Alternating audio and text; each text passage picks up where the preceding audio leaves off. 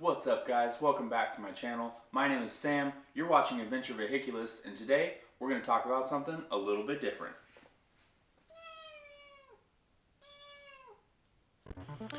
Well, that wasn't great. I just got a stern talking to from the authorities telling me that I should not be doing this here. That's fine. Hey kid, wanna buy a big truck? I'm like, yeah.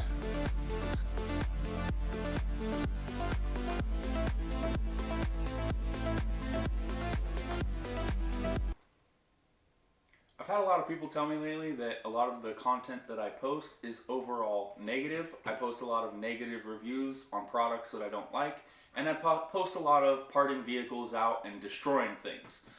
And that's not exactly how I would like to be perceived on the internet, but it is unfortunate that that sort of content tends to do well, and I think that positive content tends to do less well, speaking in general terms. But with that being said, today I wanted to take a minute to go ahead and give you guys some positive reviews on 3 pieces of motorcycle gear that I have been using for a really long time that I'm really pleased with, and they won't cost you a ton of money either.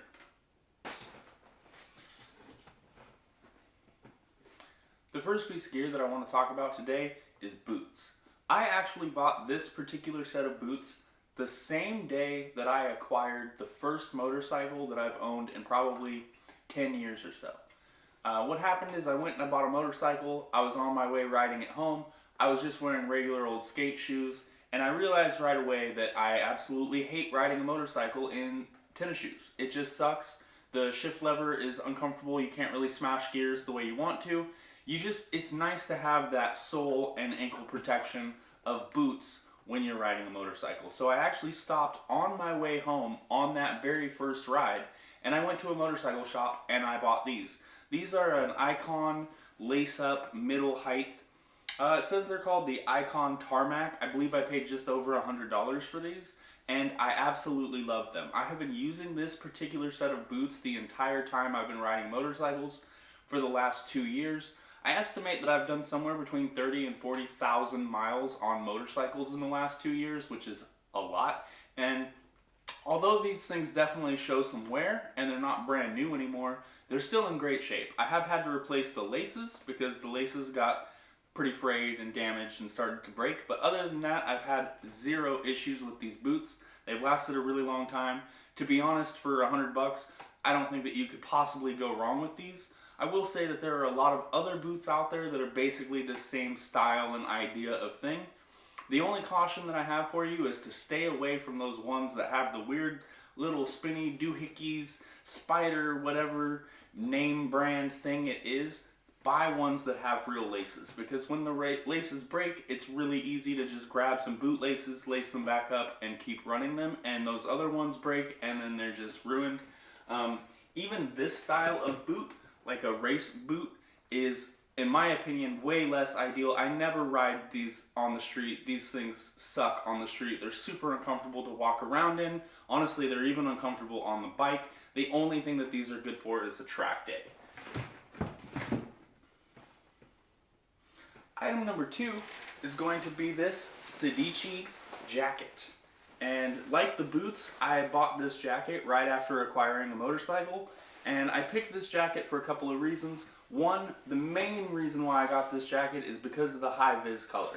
I really like wearing high-vis, especially on a motorcycle. I actually wear it a lot of the times even when I'm not on a motorcycle because I like to be seen. When I'm doing photography stuff, I'm often standing really close to a road, moving traffic, things like that, and it's just nice to know that people are going to notice me. However, I will say that, like the boots, I've been wearing this particular jacket for 30 or 40,000 road miles now, and it somehow is still in great shape. Every zipper still works, every vent still works, there's nothing wrong with it. It's gotten a bit frayed and dirty. You can tell by looking at it that it's not brand new, just like the boots. But other than that, this thing has lasted me a really long time. I believe this one was also just over $100, maybe $150, which compared to like Climb or Alpenstars or any of the big name brands. This is super, super cheap. And when I bought it, I really didn't anticipate it to last me forever, but at this point it has lasted me way longer than I expected, and it's still going strong. I don't own any other jackets that I wear on the motorcycle. This is the only jacket that I wear every single time I ride. I saved the best one for last. This is my AGV K1 helmet. This is in a Valentino Rossi print. Obviously it's super, super bright, just like the jacket. I mostly picked this helmet because I really loved its bright colors. However, having lived with this helmet and used this helmet for 30,000 miles in the last couple of years, I have also learned to discover that I absolutely love it. It's super lightweight. It has good wind noise protection. It's good safety protection, obviously. There's no cons that I know about this helmet other than the fact that it stinks. I haven't ever taken the pads out to wash them, so that's definitely on me. It smells like my sweat, so it doesn't bother me, but definitely no one else would ever want to wear this helmet. The only other thing is that it is an inexpensive helmet. This is the base model. The K1 is the cheapest one that they sell. You can find this helmet for like $150 to $250, depending on if it's a solid or a color, if it's brand new or new old stock, that sort of thing. But you can definitely find deals on this helmet online, particularly in the Rossi prints, which are like all discontinued now. You can find a bunch of them pretty inexpensively. And I really, really love this helmet. I recommend this helmet to people all the time that I see wearing other like less prestigious brands, we'll say. Rep helmet brands scare me, so I would rather buy an inexpensive brand of a brand that I trust versus like the most expensive HJC. That's just me. That's my opinion. If you have a different opinion, that's fine. The only other thing I don't like about this helmet is being the least expensive AGV, it does lack in one feature that I wish I had, which is that most of the higher end models all have the retractable visor on the inside, where you can have a clear screen on the outside and then a tinted visor that flips down on the inside. This helmet does not have that, and because it doesn't have that, I end up just carrying around an extra clear visor all the time on the bike. And the visor switching system is toolless. It's really, really easy. I can do it even with the helmet on me. I've done it so many times, it's like my fingers just know exactly what to do. So I really don't have any complaints about that, but it does mean that I'm always carrying an extra visor around. And if I had bought the next model up, I wouldn't have to do that. If I ever replace this helmet, if I'm ever in an accident or it gets damaged or something, eventually I will need to replace it anyways, and then I will be buying the next model up of AGV, which is I believe the K3, and that one has the retractable visor. But honestly, I really don't have any complaints at all about this helmet. It has served me so well, and I will continue to enjoy it for a long time. So there you go, guys. That's going to be my video for today. That's 3 pieces of motorcycle apparel gear that I really, really enjoy. I use them all the time on the motorcycle, and I do not have any real complaints about those pieces of gear. I would like to mention that I have bought a ton of gear that I didn't like.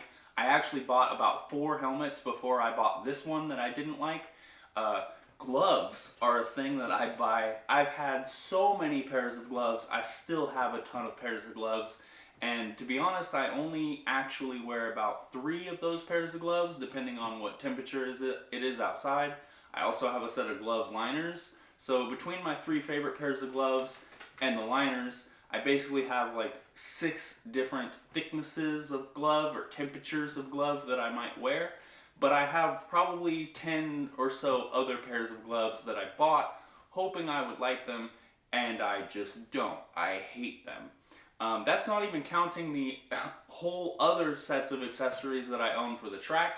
I have to have a set of gauntlet style gloves for the track. I don't really wear those on the street because they're mad overkill and pretty uncomfortable. Some people do, and that's great. I mean, the level of protection that you wear on the street is always going to be up to you, but I personally feel that whatever level of gear that makes you comfortable is going to be the best. And you don't want to go too heavy on gear. I don't want to wear my big leather suit on the street all the time. In fact, I've never worn that suit on the street because it's just not comfortable. I would not be comfortable riding on a motorcycle for 8 hours wearing leather. Other people are, and that's great. I hope you enjoyed the video. I hope you'll tune in next time on my next adventure. This is Paul. Don't bite me.